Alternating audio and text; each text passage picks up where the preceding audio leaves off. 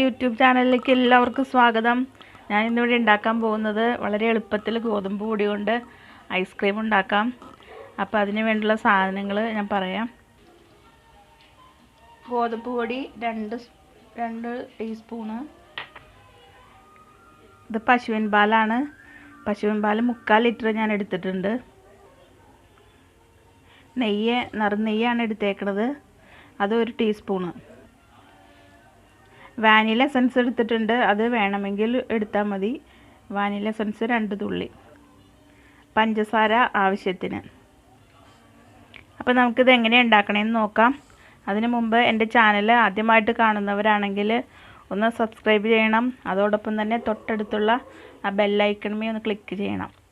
അപ്പോൾ ഇതിലേക്ക് നമുക്ക് 2 ടീസ്പൂൺ ഗോതമ്പ് പൊടിയിലേക്ക് നമുക്ക് പാല് ചേർത്ത് ഇതൊന്ന് മിക്സ് ചെയ്തെടുക്കാം. ഇതിലെ കട്ട ഉടഞ്ഞ് കിട്ടാൻ വേണ്ടിയിട്ടാണ് ഇങ്ങനെ ചെയ്യുന്നത്. കുറച്ച് പാൽ, ഇതിനാവശ്യമുള്ള പാൽ ഒഴിച്ചു കൊടുത്തിട്ട് നമുക്കിതിൻ്റെ കട്ടയെല്ലാം ഉടച്ചെടുക്കണം. അപ്പം ഞാൻ ഇത് കട്ടയില്ലാതെ ഇത് ഉടച്ചെടുത്തിട്ടുണ്ട്. നമുക്കിനി ഇത് ഒരു പാനിലേക്ക് ഒഴിച്ച് കുറുക്കിയെടുക്കണം. ഞാനിത് ആ ബാലൻസുള്ള 3/4 ലിറ്റർ പാലിൽ ബാലൻസുള്ള പാല് ഇതിനകത്തേക്ക് ചേർത്ത് കൊടുത്തിട്ടുണ്ട്. നമുക്കിനി ഇത് ആ മിക്സ് ചെയ്ത് വെച്ചേക്കണം ഗോതമ്പ് പൊടിയുടെ മിക്സും കൂടി അതിനകത്തേക്ക് ആഡ് ചെയ്ത് കൊടുക്കാം. അത് കട്ടയാവാതിരിക്കാൻ വേണ്ടിയിട്ടാണ് നമ്മളങ്ങനെ ചെയ്യണത്. ഗോതമ്പ് പൊടി ഒരുപാട് എടുക്കണ്ട കേട്ടോ. ഗോതമ്പ് പൊടി ഒരുപാട് എടുത്താൽ ഗോതമ്പിൻ്റെ കുത്തായിരിക്കും. അപ്പോൾ അതുകൊണ്ട് കുറച്ച് നമ്മൾ പാലെടുക്കണ അളവനുസരിച്ചിട്ടാണ് ഗോതമ്പ് പൊടി എടുക്കാനായിട്ട്. പിന്നെ ഞാൻ ഇതിനകത്തേക്ക് പഞ്ചസാരയും കൂടി ആഡ് ചെയ്യുന്നുണ്ട്. പഞ്ചസാര നമുക്ക് ഐസ്ക്രീമിന് അത്യാവശ്യം മധുരം വേണമല്ലോ, നമുക്കറിയാം. അതനുസരിച്ചിട്ടുള്ള പഞ്ചസാര നിങ്ങൾ ചേർത്ത് കൊടുത്തോളാം. ഞാനിപ്പോൾ ഇതിനകത്ത് 3 ടീസ്പൂണ് പഞ്ചസാര ചേർത്തിട്ടുണ്ട്. നമുക്കിനി ഇത് കുറുക്കിയെടുക്കാം. നമുക്കിനി ഇതിപ്പോൾ കുറുക്കിയെടുത്തിട്ടുണ്ട് ഞാൻ. ഇത്രയും കുറുകിയാൽ മതിയാവും.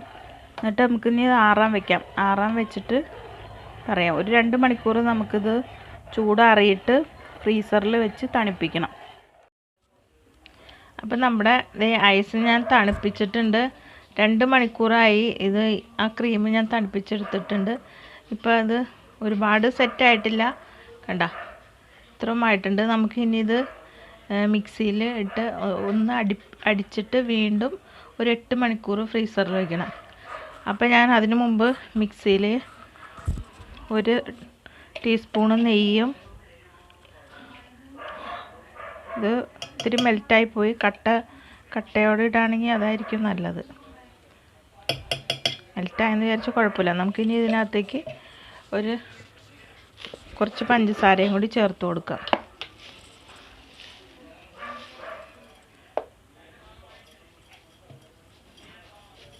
ഇതിട്ടൊന്ന് അടിച്ചിട്ട് വേണം ആ ക്രീം ഇട്ട് മിക്സിയിൽ അടിക്കാനായിട്ട്. മതിയാവും. നമുക്കിനി ഇതൊന്ന് മിക്സിയിലിട്ട് ഒന്ന് അടിച്ചെടുക്കാം. അപ്പം ആ നെയ്യിട്ട് ഞാൻ പഞ്ചസാര മിക്സിയിൽ അടിക്കുന്നത്. ഇത് ഈ നെയ്യ് ഇടണമെന്ന് നിർബന്ധമില്ല കേട്ടോ. അത് ഒരു ക്രീം കളർ കിട്ടാൻ വേണ്ടിയിട്ടാണ് നമ്മളത്. പിന്നെ കുറച്ചുകൂടി ടേസ്റ്റ് ഉണ്ടാവും. അപ്പം അതിനുണ്ട്. നമുക്ക് ഇനി ഇതിനകത്തേക്ക് നമ്മുടെ ഉണ്ടാക്കി വെച്ചേക്കണ ആ ക്രീം ഒഴിച്ചു കൊടുക്കാം.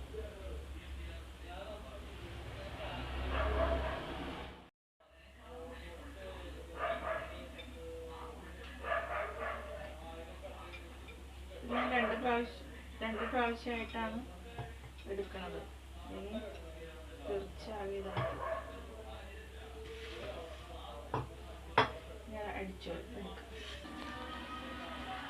ഞാനിത് അടിച്ചെടുത്തിട്ടുണ്ട്. നമുക്കിനി ഇത് ഈ ബോക്സിലേക്ക് ഒഴിച്ചു കൊടുക്കാം. അടുത്ത ട്രിപ്പ് ഇതുപോലെ തന്നെ അടിച്ചെടുക്കാം. ഇത് നമുക്കിനി ഒഴിച്ച് വെച്ചിട്ട് അടിച്ചെടുക്കണത്. ഞാനപ്പോൾ അത് എല്ലാം മിക്സിയിലിട്ട് അടിച്ചെടുത്തിട്ടുണ്ട്. നമുക്കിത് ഇനി ഇത് ഫ്രീസറിൽ വെച്ചിട്ട് തണുപ്പിച്ചെടുക്കണം. ഇതിങ്ങനെ അടിച്ചെടുക്കണം എന്തിനാണെന്ന് വെച്ചാൽ ഇതൊക്കെ ചെറിയ കട്ടകളൊക്കെ ഉണ്ടെങ്കിൽ ഉടഞ്ഞ് കിട്ടാൻ വേണ്ടിയിട്ടാണ് നമ്മൾ ഒന്നും കൂടി അടിച്ച് പതിപ്പിച്ചെടുക്കണത്. അത് ഇനി നമുക്ക് ഇതൊട്ട് എയർ കയറാതെ ഫ്രീസറിൽ വയ്ക്കണം. അതിനായിട്ട് ഒരു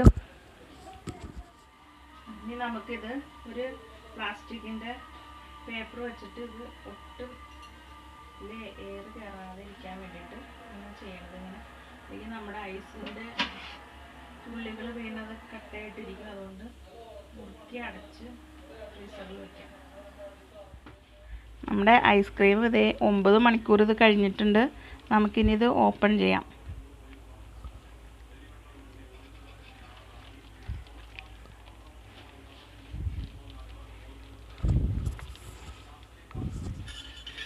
വാനില എസൻസ് ആണ് ആ മുകളിൽ പൊങ്ങി കിടക്കുന്നത് കേട്ടോ. ഞാനത് മിക്സിയിൽ അടിച്ചപ്പോൾ പറയാൻ മറന്നുപോയി നിങ്ങളുടെ അടുത്ത്.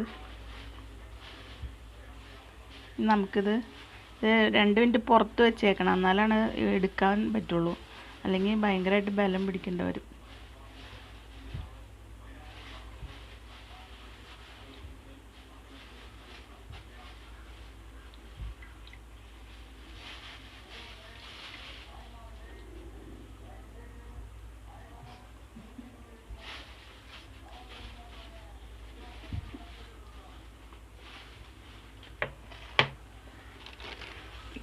ഐസ്ക്രീം റെഡിയായി.